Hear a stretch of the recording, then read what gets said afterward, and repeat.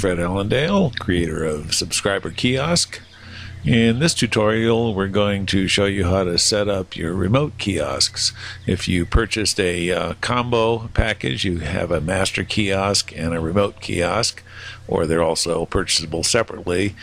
You have to have at least a master kiosk because that's where all the data for your list is stored, and that's where you'll be sending items out to your list from. The remote kiosk is just a slave terminal that allows you to place them in various places, different SIMs or in the same SIM, and collect subscribers from multiple places into one common database within the master kiosk.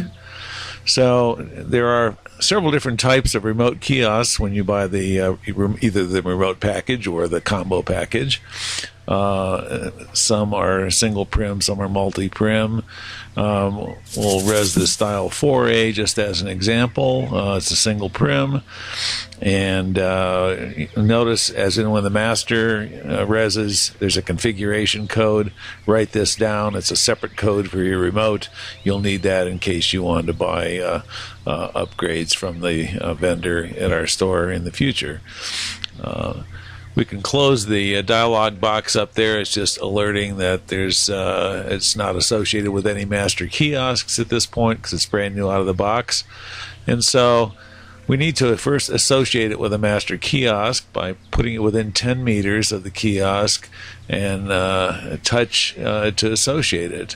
Once it has been associated, it can be taken in inventory and copies placed wherever desired, either in the same SIM or different SIMs. So we'll go over here, we'll touch this, and then we'll select Associate on the pop-up panel. And it'll go through a little dialog box indicating that it's association established with my master kiosk, and a few seconds later it will show this green online text. And so it is associated now, which means if I want to subscribe, I can either subscribe from the main terminal or from any remote terminal. Now, if I were a customer, I would only see the subscribe and unsubscribe buttons. I would not see these other buttons. These are only displayed to the owner for maintenance, either get updates or to associate it. So I'm going to click on subscribe. You'll get an initial message from the remote that it is logging your request in. It then sends that to the master. The master replies back. Now in this case I'm already in the database, so it won't add me again. So I'll unsubscribe here, and again I get the prompt that it'll confirm from the remote kiosk, and then a few seconds later I should get a reply from the master kiosk. Again, these are via IMs to the users that I've now been deleted from the database. So it works just exactly as it does from this master kiosk. I can now take this into inventory, and I can go to another SIM somewhere. We'll take a copy of it into inventory, so it'll show up in my objects folder. And there it is, remote kiosk style 4A. And I can go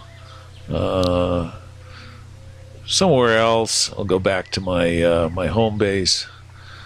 There it is.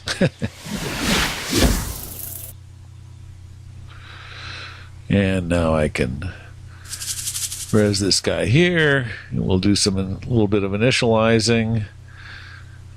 It's going to attempt to contact the master kiosk, and within a minute or so it'll come online depending on the communications link between the two, and I should be able to then subscribe or unsubscribe from this as well.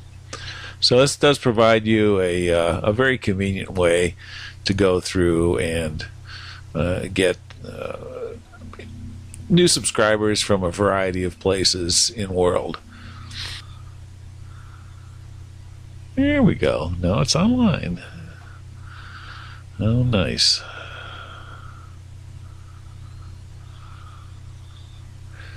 Okay, so it's come online now. Now it can show that we can subscribe.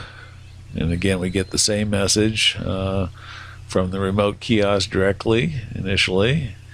and then within a minute or less, we'll get a response back from the master kiosk that we have been successfully subscribed, or in this case, it will probably tell me, yes, there it is, that I've been added to the database. Anyway, that describes in general how to set up your remote kiosks. Check out some of the other tutorials for some other features, and thanks very much for purchasing a subscriber kiosk.